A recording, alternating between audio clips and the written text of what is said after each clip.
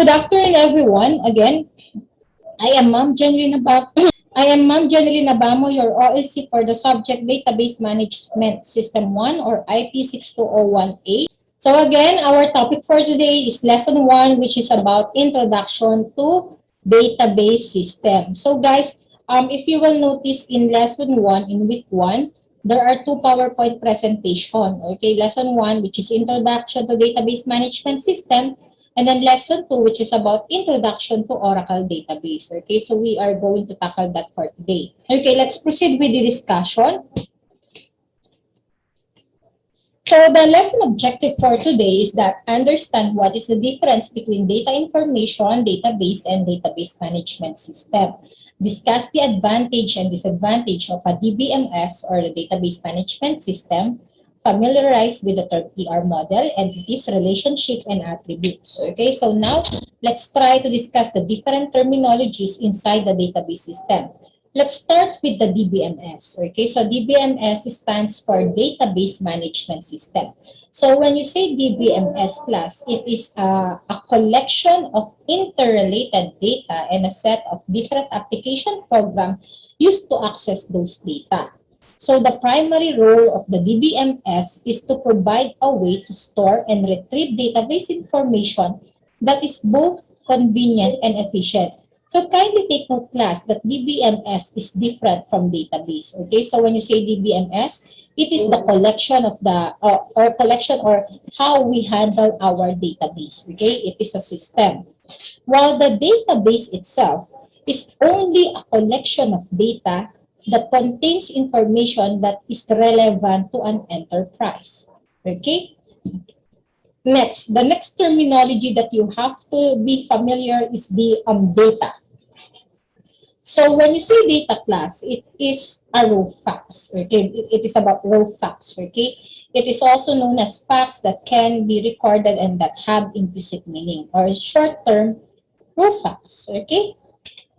So datum or datum. Datum is what we call the unit of data. So it is a symbol or a set of symbols which is used to represent something. Information is the interpreted data or the data supplied with semantics. Short term for the information is a process data. Okay? So when you say data, it is about raw information. Raw data, sorry. When you say information, it is the process data. Okay? Database systems are designed to manage large bodies of information. So, by the way, class, there are different types of handling the data. We have the data processing, we have the data management system, and we have the file-oriented approach. So, aside from that, these are the characteristics of the databases. We have the concurrent access. When you say concurrent access class, this is a kind of access wherein, let's say, multiple access, okay, ina-allow siya. You have one database and then there are multiple users on it that access the database at the same time. Kaya siya rin natawag na concurrent access, okay? We also have the structured and described data. We have the separation of data and applications. We have the data integrity, and then we have the transactions and data persistence. So, syempre, pag sinabi mo persistence, when you have the data on it, it cannot be modified. It is persistent. Okay? So, the advantages of having a DBMS or a database management system is that it is data independence, efficient data access, data integrity and security, data administration, concurrent access, and crash recovery. So when you say concurrent, diba, sabi ko nga sa inyo, multiple users access the database at the same time. And then in case na mag-crash yung database mo, meron kang tinatawag na crash recovery. So meron kang parang saving point or returning point, okay, once na nag-crash ang database. Okay, and then aside from that, reduce application development time. I'm not so sure kung anong year level na kayo. Kung sabihin natin nasa third year na kayo, kung third year level na kayo, siguro naman na-encounter nyo na maggawa ng program wherein you have the front end and then you have the back end. So when you say front end and back end, parang ano yan eh. So, gagawa ka ng graphical user interface mo with the use of the platform, ng programming platform mo. And the database will be connected in that platform. So, the database is the back end. Ngayon, you do not have to code everything inside your platform. You do not have to do the all of the programming inside your programming platform. If you are familiar with a database the DBMS we can do the relation, or we can link the database, okay? Kasi di ba, when you say database class, there are a lot of tables inside the database. Hindi lang isa, dalawa, okay? It could be 10 or more. Sabi natin 5 or 10, okay? Now, you cannot let it na nasa isang database na siya, meron kang 5 table, kasi hindi naman siya connected sa isa't isa. So, pag hindi siya connected sa isa't isa, kailangan mong i-code yun sa programming platform mo, isa-isa, which is, it's really tedious to do that. Okay? Wherein, you can do the connection, you can do the relationship of each table. Ibig sabihin, you can create a bridge, okay, that will connect each table. Para sila, related sila sa isa't isa. Okay? You can do all that with the use of the database management system. So instead of manually coding it, manually calling the connection of the database in the program, you can do it inside the database management system. So meaning to say, class, if you can do that inside the database management system, it can reduce the application development time, okay? It can reduce the development time of your program. Because all you have to do after making the connection inside the database management system, after connecting all of those tables inside the DBMS, all you have to do is link the actual database itself in your front end. So, hindi mo kailangan isa-isahin i-connect ang table sa program mo. Okay? Of course, if we have advantages, we have disadvantages. In every system, meron tayong tinatawag na pros and cons. Meron tayong tinatawag na advantages and disadvantages. Meron tayong tinatawag na advantage na yung fallback or yung drawback natin na tinatawag. So, let me discuss to you guys the disadvantage of having a database management system. The first one is the danger of an overkill. Now, when you see danger of an overkill, kasi if you are a database administrator class, you are authorized to kill a transaction. When you say kill a transaction, you can stop a transaction that is currently running. So, ganun ka-powerful ang DBMS. Okay, you can stop the transaction agad-agad. You are authorized to do that if you are the DBA or the database administrator. Kaya lang, there is a danger of an overkill. Mamaya, yung na-overkill mo, crucial pala. Tapos na-kill mo yung transaction or na-stop mo yung transaction. Then what will happen to the data that has to be passed? Okay, in that transaction.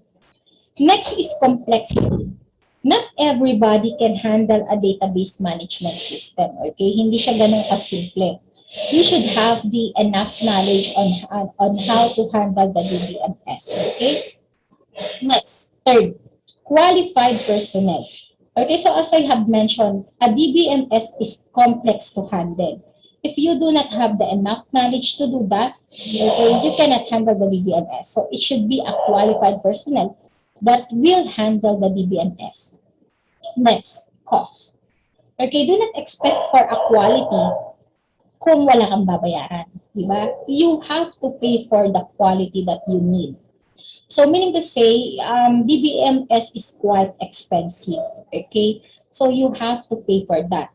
Especially the storage, okay, the capacity that you are going to store inside that DBMS, okay.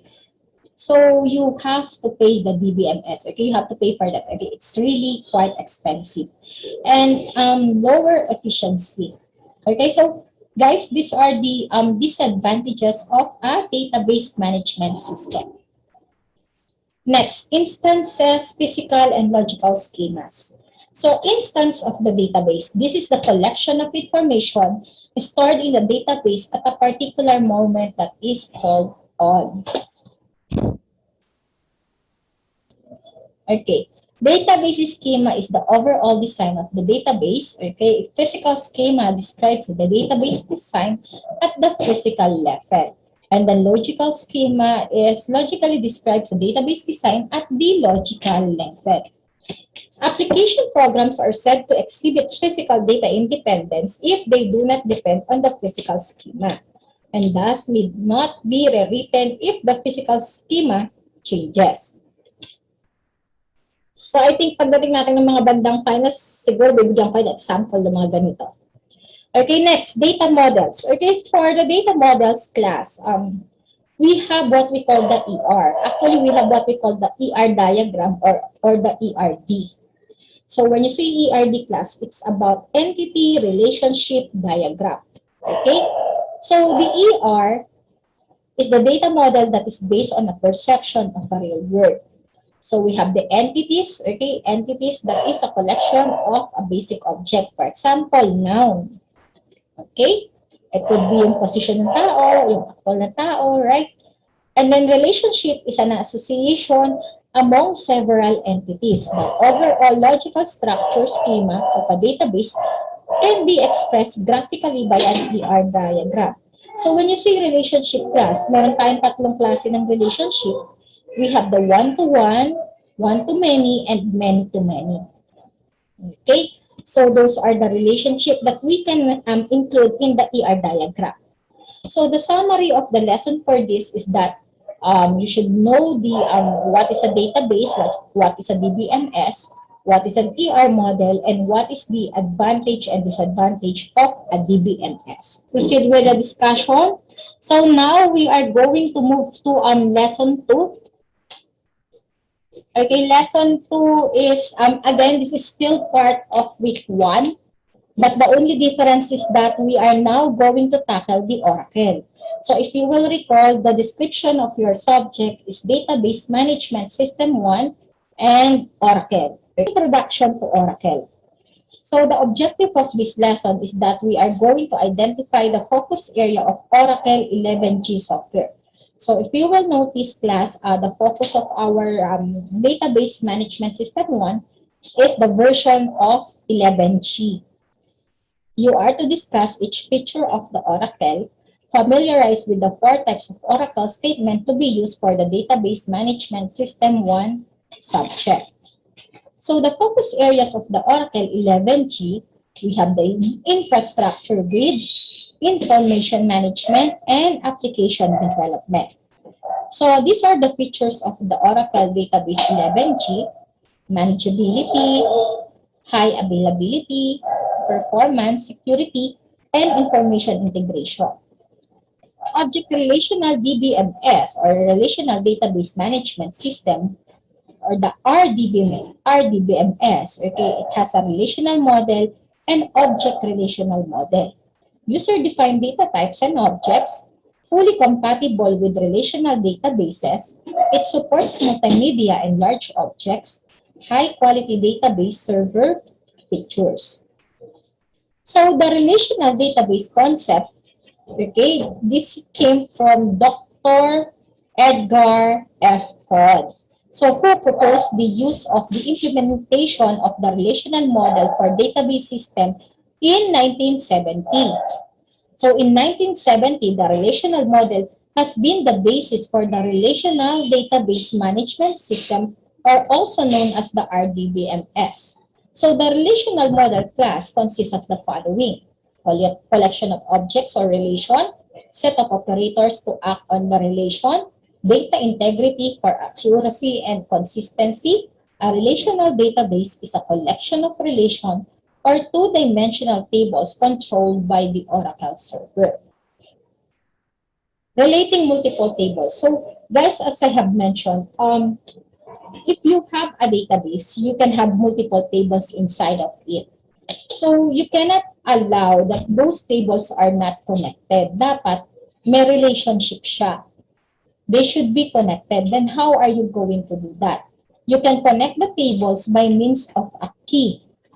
So you can use the primary key and the foreign key. That's how you are going to relate the tables. When you say primary key class, it is used to uniquely identify each row of data in a table. Example, personal information table. Ang laman ng personal information table is, let's say, USN, last name, first name, course, year, level. So, out of those mentioned na field name or column name, ano doon ang pwede niyong gawing primary key? Pumili kayo ng isa. What's your answer? USN, last name, first name, course, year, level. What will be your primary key? Ang primary key is used to uniquely identify each row. Di ba ang choices natin? USN, last name, first name, course, and year level. So sabi, kailangan uniquely identify Di ba?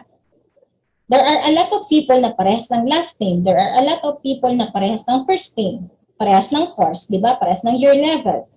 Except for the USN. USN is a unique student number that is given to each individual to identify the student, right? So basically, out of that fields or columns, pipiliin ko si USN.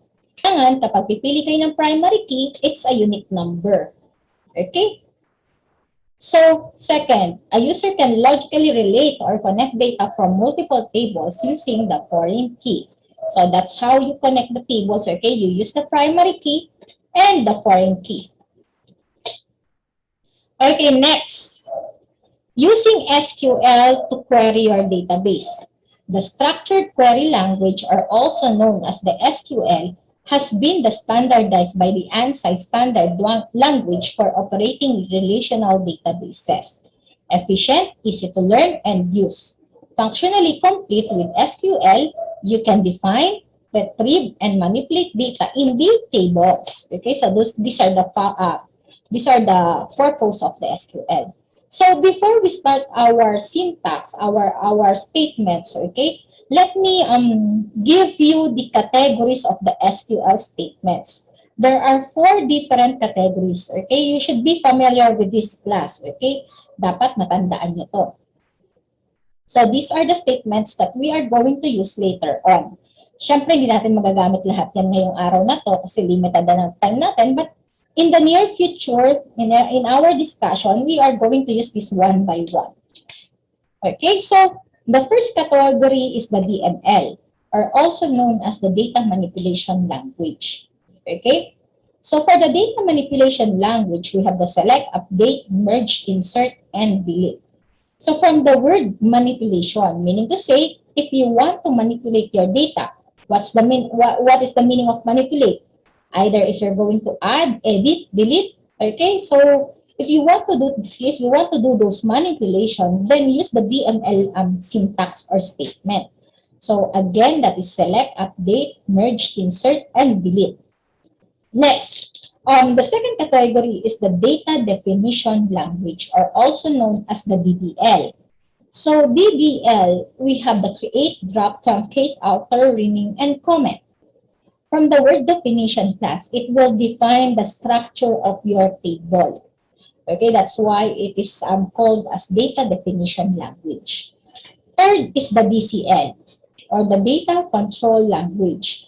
The statement that we have for the data control language is the grant and revoke. Okay, so for the database administrator class, okay, so of course that is the one who has an access or authorized to access the database. So the DBA can give an access by typing the statement grant, meaning to say, grant, give access, grant an access, right? Revoke, that is to remove the access, okay? Next, transaction control, commit, and save point. So basically, if you have did something, if you modify something, you can commit it, okay? If you want to have a save point, then you can use this statement. So again, please do remember the 4 different categories of the SQL statements. We have the DML, the DDL, the DCL, and the transaction control. So the summary of this lesson is that You should you should learn about the focus area of Oracle, the features, and the different types of Oracle statements. Okay.